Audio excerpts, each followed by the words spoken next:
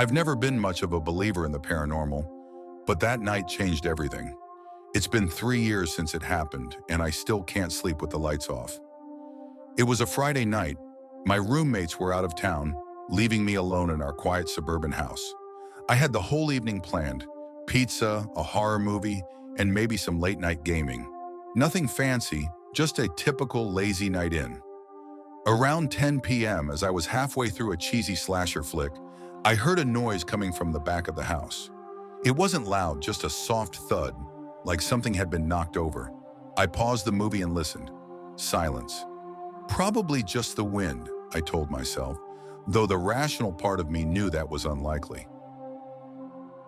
The windows were shut tight and the night was eerily calm. I shook it off and went back to the movie. About 10 minutes later, I heard it again. This time, it was louder, a distinct, deliberate knock. 3 short raps on the sliding glass door in the kitchen. My heart jumped. I muted the TV and sat frozen on the couch, straining to hear anything else. The kitchen was just around the corner, out of my line of sight. The knock came again. Slowly, I stood up and crept toward the kitchen, my socked feet silent against the hardwood floor.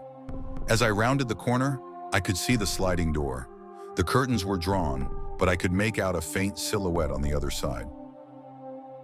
"Who's there?" I called out, trying to keep my voice steady. No response. The figure didn't move. I hesitated, then reached for the curtain.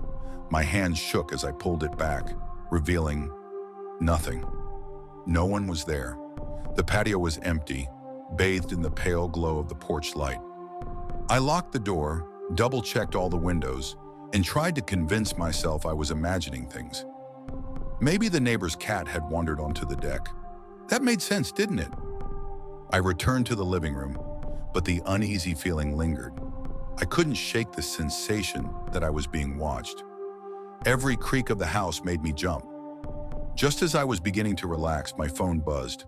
It was a text from an unknown number. "Why did you lock the door?" My hands were shaking so badly I almost dropped the phone. I stared at the message, my mind racing. Was this some kind of prank? One of my friends messing with me? Before I could reply, another text came through. This one was a photo.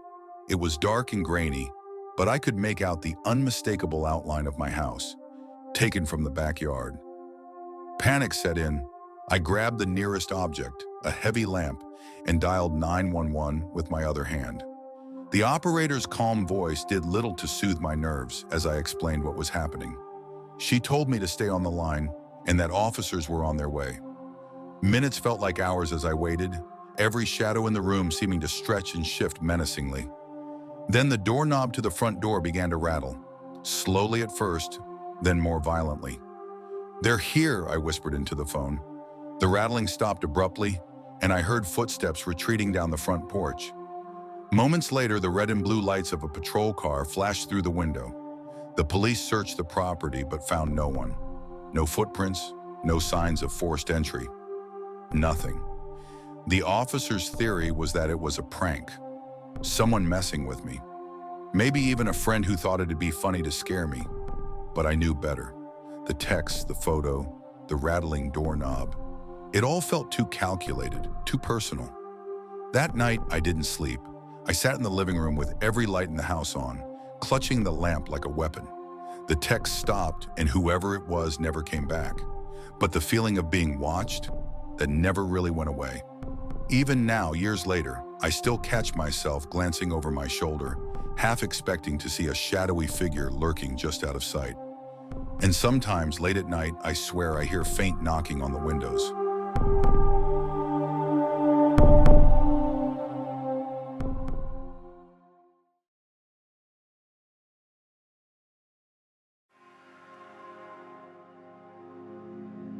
You know how you sometimes feel like you're being watched?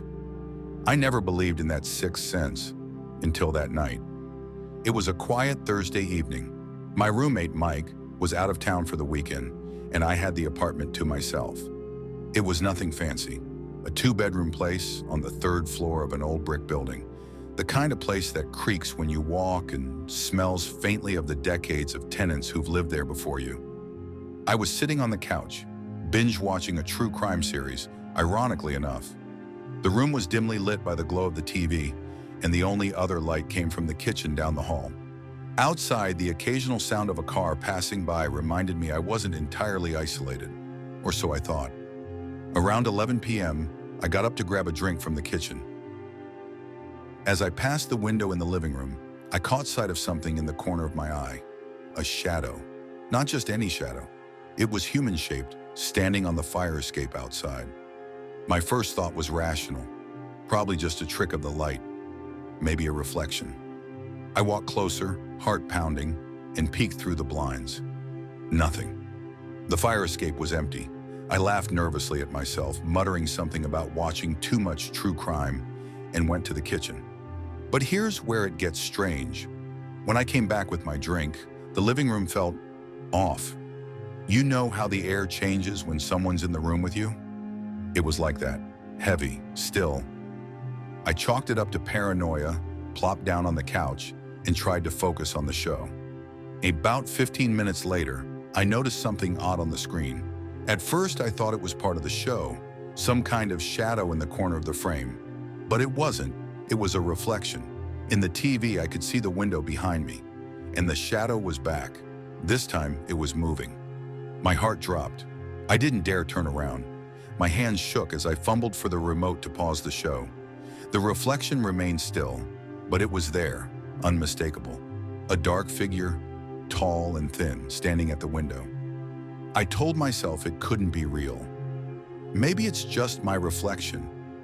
Maybe I left something by the window that looks human-shaped. But then, the figure raised a hand and waved. I bolted off the couch and spun around. But again, there was nothing there. The blinds hung limp and undisturbed, and the fire escape was empty as far as I could see. But I wasn't imagining it. I knew I wasn't. I grabbed my phone and called Mike, not knowing what else to do. "Hey man," I stammered, "you ever feel weird in the apartment? Like you're not alone?" Mike paused, then laughed. "Dude, are you seriously freaking yourself out? There's nothing in the apartment but dust and maybe a mouse or two. Relax." I didn't feel like explaining the shadow, so I just said, "Yeah, you're probably right." But I wasn't convinced. I locked all the windows, turned off the TV, and went to my room. I figured if I could just sleep, the weirdness would pass. It didn't. Around 3 a.m., I woke up to a strange sound. Not a thud or a knock, more like breathing.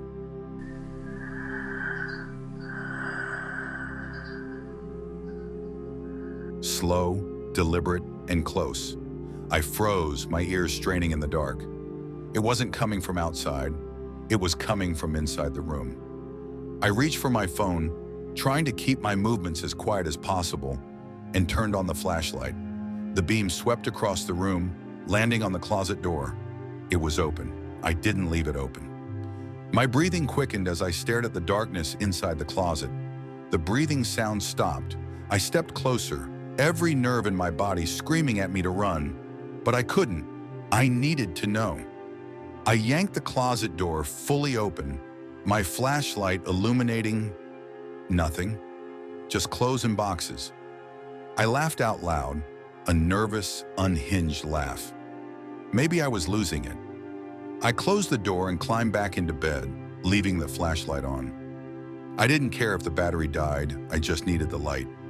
Morning finally came, and with it, a sense of relief. The sunlight felt like a shield, driving away the paranoia of the night.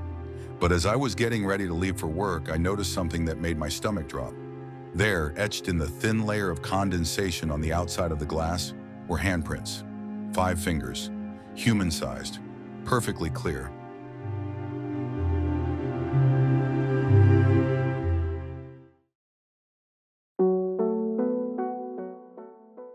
When my parents left for their anniversary weekend, it was just me and my little brother, Jake, alone in the house.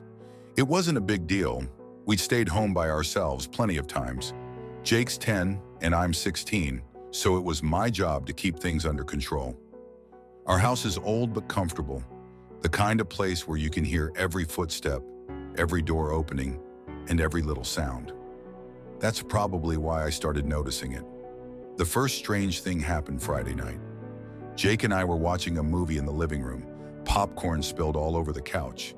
When I heard it, a faint scraping sound, almost like someone dragging a box across the floor.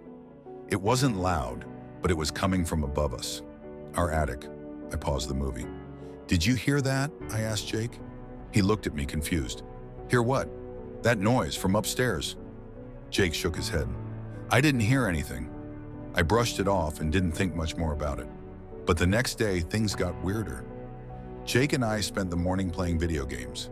At one point, he ran to the kitchen to grab a snack, but when he came back, he looked confused.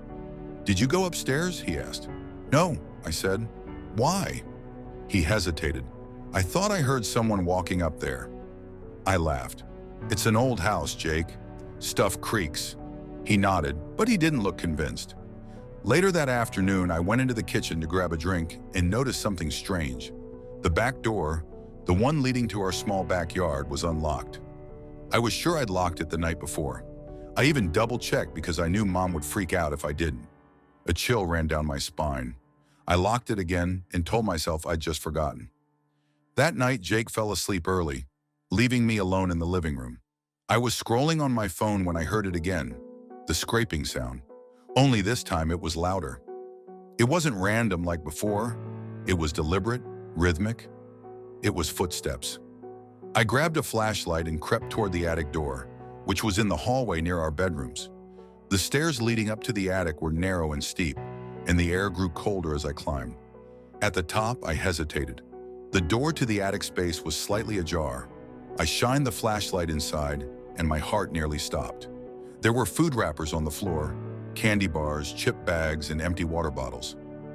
A ratty blanket was spread out in the corner, and next to it was a small pile of clothes that didn't belong to anyone in our family. Someone had been living in our attic. I backed away slowly, my mind racing. How long had they been here? Why hadn't we noticed? And where were they now? As I turned to go back down the stairs, I heard a creak behind me. I spun around, the flashlight beam shaking in my hand, but the attic was empty. I didn't sleep that night. The next morning, I told Jake to stay in his room and called the police. 2 officers arrived within 15 minutes, and I showed them the attic. They confirmed someone had been squatting up there, but the person wasn't there anymore. One of the officers pulled me aside. "We'll file a report and send someone to keep an eye on the house, but whoever it was is probably long gone." I nodded, relieved but still shaken. That night, I locked every door and window in the house. I even shoved a chair under the handle of the attic door. Jake and I slept in the same room, just to be safe. Around 2 a.m., I woke up to the sound of heavy footsteps coming from the attic. My heart raced as I grabbed my phone and called 911. The police arrived quickly.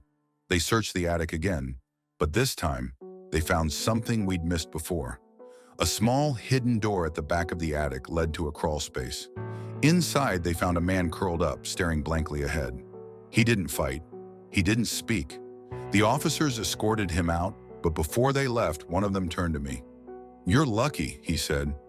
"This guy's been breaking into houses in the area for months, but this is the first time he's actually lived in one." That was the last night I stayed in that house. My parents didn't believe me at first when I said I wanted to move, but after hearing the full story from the police, they didn't argue. Even now in our new house, I still hear sounds at night. I know it's probably just my imagination, but I can't shake the feeling that someone's still watching.